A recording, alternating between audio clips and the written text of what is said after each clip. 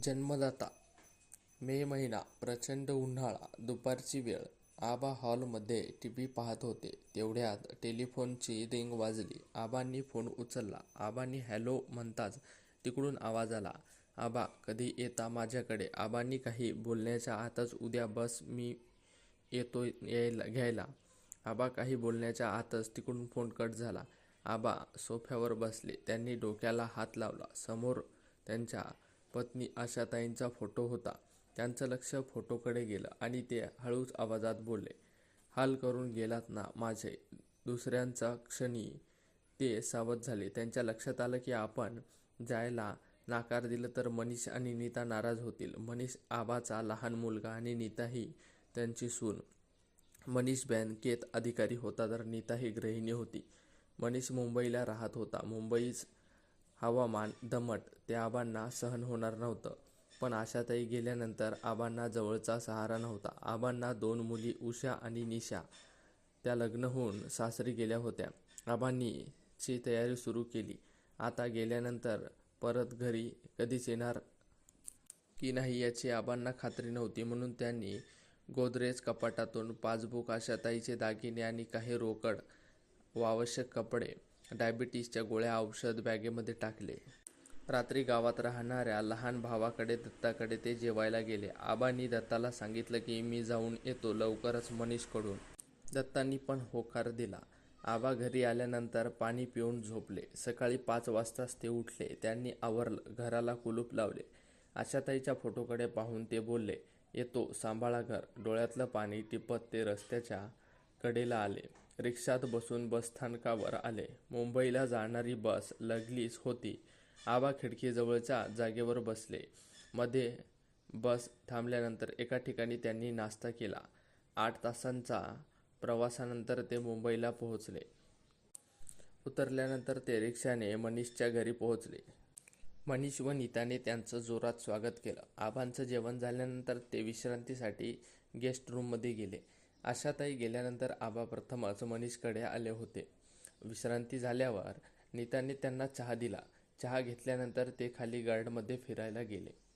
तिथे त्यांना समवयस्क भेटले. आबांनी त्यांच्याशी ओळख करून घेतली. फिरून आल्यानंतर आबांचे जेवण झाले. आबा झोपायला जाणार तोच मनीष म्हणाला, थांबा ना आबा, थोडं बोलायचं होतं तुमच्याशी. आबा थकले आणि परंतु सोफ्यावर बसले. मनीष म्हणाला, आबा तुम्ही आता इकडंच राहा. आबा म्हणाले, अरे असं कसं, मी येत राहीन ना. मनीषच्या डोक्यामध्ये वेगळेच विचार होते. आबा इथून गेले तर त्यांची संपत्ती ते सगळ्यांना वाटून टाकतील. मनीष आबांशी गोड बोलत म्हणाला, ठीक आहे आबा, तुम्हाला जेवढे दिवस वाटेल तेवढे दिवस इथे राहा. दुसऱ्या दिवशी आबा उठले. सगळं आवरून त्यांनी देवपूजा केली. मनीष आणि आबांनी एकत्र नाश्ता देखील केला. मनीष बँकेत गेला. नीताही हॉलमध्ये येऊन बसली. ती आबांना म्हणाली, आबा आई गेल्यानंतर तुम्हाला खूप एकटं वाटत असेल ना. आबांनी मानेनेच होकार दिल्यावर ती म्हणाली, आबा आईचे दागिने लॉकरमध्ये ठेवले असतील ना. नीताच्या अनपेक्षित प्रश्नाने आबा गोंधळले आणि म्हणाले, नाही ग, अचानक येणं झालं म्हणून दागिने बरोबर आणले आहेत. त्यांचं उत्तर ऐकून नीताला हायसं वाटलं. तिने मनीषला सांगितलं. त्या दोघांनी ठरविले की आबांना इथून जाऊच द्यायचं नाही. ते दोघेही आबांशी प्रेमाने वागू लागले. आबाही खुश झाले. एक दिवस मनीषने आबांना सांगितलं की तुमच्याकडचे दागिने व रोकड आपण लॉकरमध्ये ठेवूया.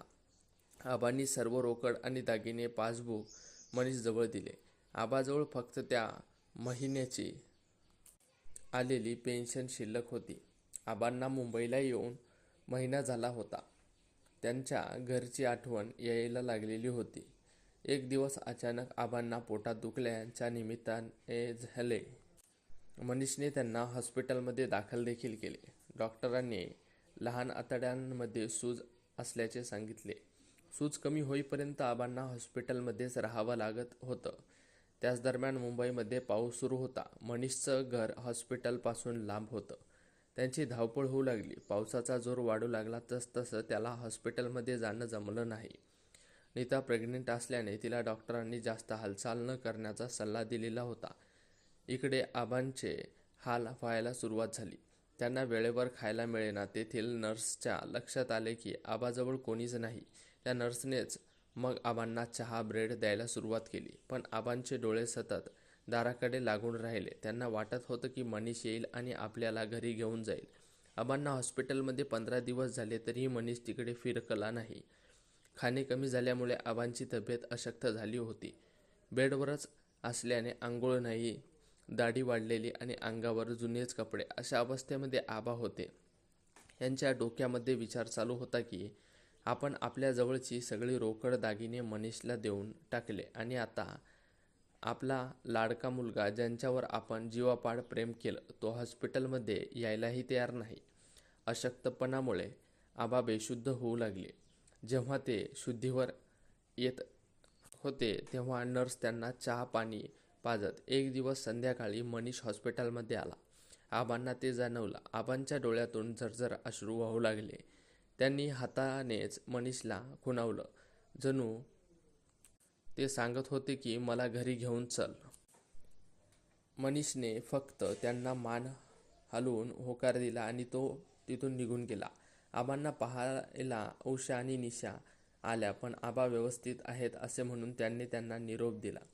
त्यांना भीती वाटत होती की आबांनी मुलींना काही सांगितले तर नीताची डिलेव्हरी झाली.